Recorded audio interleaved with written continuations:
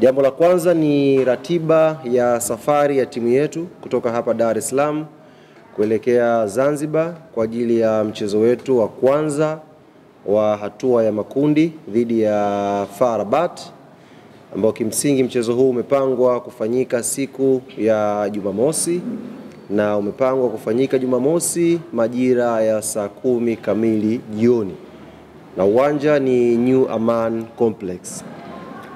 Kikosi cha Young African Sports Club kesho majira ya saa 3 kamili asubuhi kitaondoka hapa Dar es Salaam kwa njia ya boti kuelekea Zanzibar kuanza maandalizi ya mchezo huu. Wachezaji ambao walikuwa kwa majukumu ya timu ya taifa ya Tanzania tayari wamesharejea nchini na watakuwa sehemu ya wachezaji katika wale ambao wamebakia wakati timu za taifa zilikuwa zikicheza kuwa kwenye safari hiyo ya siku ya kesho kuelekea visiwa vya Zanzibar. Lakini safari ya kesho itawakosa baadhi ya wachezaji ambao wao kwa mujibu wa ratiba wana majukumu ya mchezo mwingine kwenye mataifa yao. Kwa mfano, mchezaji kama Prince Dube, mchezaji kama Celestine Ekua, mchezaji kama Lassine Kouma, wote hawa watakosekana kwenye safari hii kwa sababu wana mechi ya kucheza siku ya tarehe 18 kwa mujibu wa kalenda ya FIFA. Lakini wachezaji hawa tumeshafanya maandalizi yote na maandalizi yameshakamilika in terms of logistic ya safari kutoka katika mataifa ambayo watakuwa wanacheza straight kutoka huko mpaka Zanzibar. Hawatapitia hapa Dar es Salaam, watakuja straight kwenye visiwa vya Zanzibar kujiunga na timu na maandalizi ya mwisho kuelekea mchezo huu. Kwa ukiangalia kimahesabu hapo tutakuwa na siku tatu. 19, 20 na 21. Tutakuwa na siku tatu kwa timu yetu yote kufanya maandalizi ya pamoja kuelekea mchezo dhidi ya FAR Rabat. Lakini asilimia kubwa wanasafiri siku ya kesho kuelekea Zanzibar. Taarifa ya pili ambayo ni muhimu nikawajuza hapa, na tumekuwa tukipata maswali mengi kutoka kwa wanachama, mashabiki na wapenzi wa klabu yetu, ni kuhusu jezi za michuano hii ya kimataifa. Awali tulikuwa tukitoa taarifa kwamba wiki iliyopita siku ya Jumatano jezi ingezinduliwa, tukasogeza mbele mpaka siku ya Jumapili tukiamini taratibu zitakuwa zimeshakaa sawa. Lakini kwa sababu ambazo sisi na wanachama wa klabu yetu Young Africans, jezi mpya za Young African Sports Club kwa ajili ya michuano ya kimataifa zitazinduliwa na zitaanza kuuzwa siku ya Alhamis panapo majaliwa ya Mwenyezi Mungu. Alhamis inshallah zitazinduliwa jezi na zitaanza kuuzwa.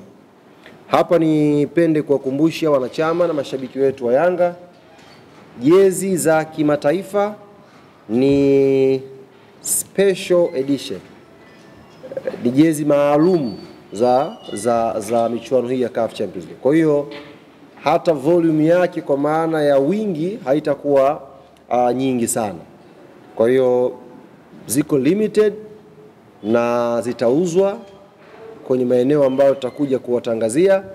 Hivyo ni vyema tujiandae mashabiki na wapenzi wa klabu ya Young Africans kununua jezi za kimataifa, ili siku ya Jumamosi tukiwa tunaingia ndani ya uwanja wa New Aman Complex tuwe tumependeza na jezi zetu za kimataifa. Binafsi nimeshaziona hizi jezi.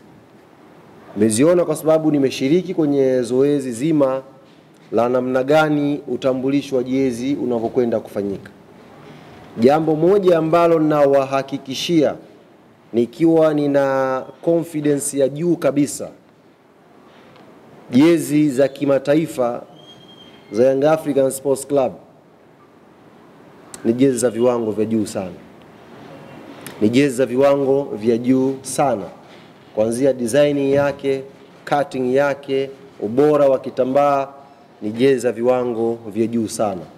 Standard yetu imeendelea kwenda juu na tumeendelea kutoa kile ambacho kinamstahili mwanachama na mshabiki wa klabu yetu Young Africans. Jambo la tatu ambalo ni muhimu pia tukalizungumza hapa ni kuhusu viingilio vya kwenda kwenye mchezo huu wa siku ya Jumamosi. Tayari viingilio vinavyokwenda kuvitangaza hapa vimeshawekwa kwenye mifumo, kwa maana ya wakazi wa Dar es Salaam, wakazi wa mikoa tofauti wanaweza kununua hizi ticket kwa njia ya simu. Sasa hivi ninavyozungumza, wanaweza pia kwenda kwenye vituo tofauti kununua hizi ticket. Lakini Zanzibar ambako mchezo utachezwa siku ya Jumamosi, ticket pia zimeshaanza kuuzwa.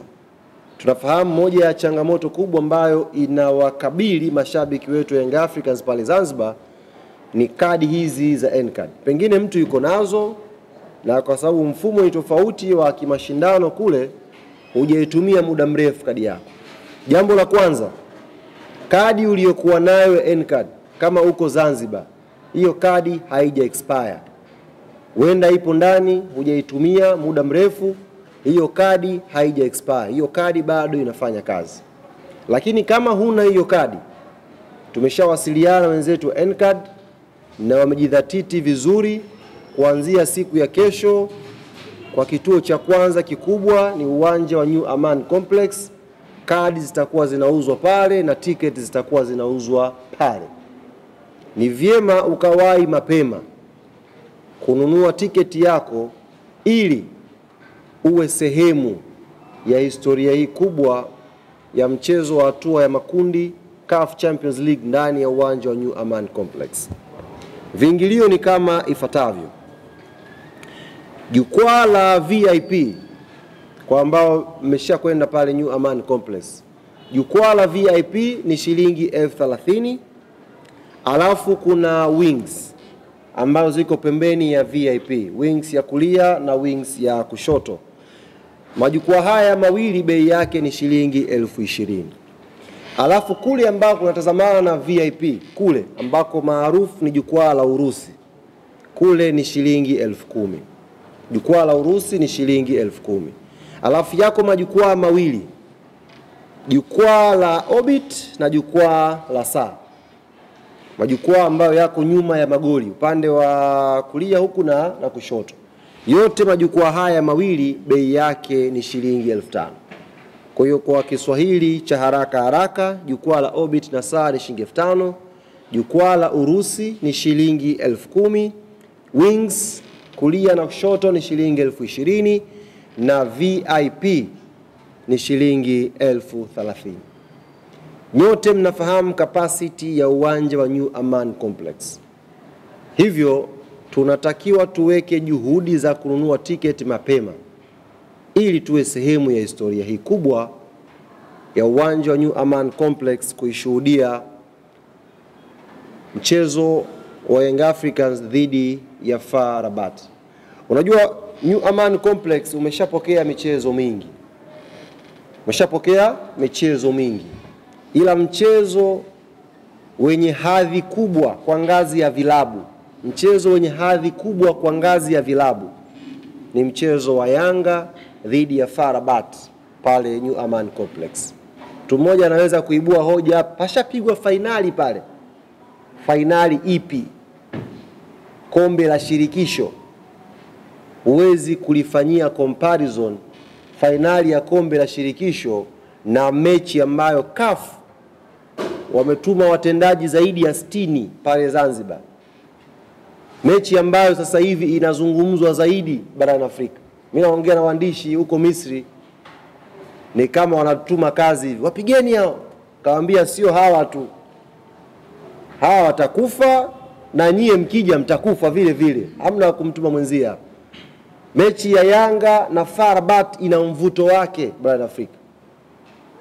Ni mechi yenye hadhi kubwa, ni mechi ya daraja A. Hakuna mechi weekend hii inayokwenda hapa yenye thamani kama mechi ya Young African dhidi ya FAR Rabat. FAR Rabat, one of the strongest teams sasa hivi in Africa, wanacheza na one of the strongest team barani Afrika, Young African Sports Club.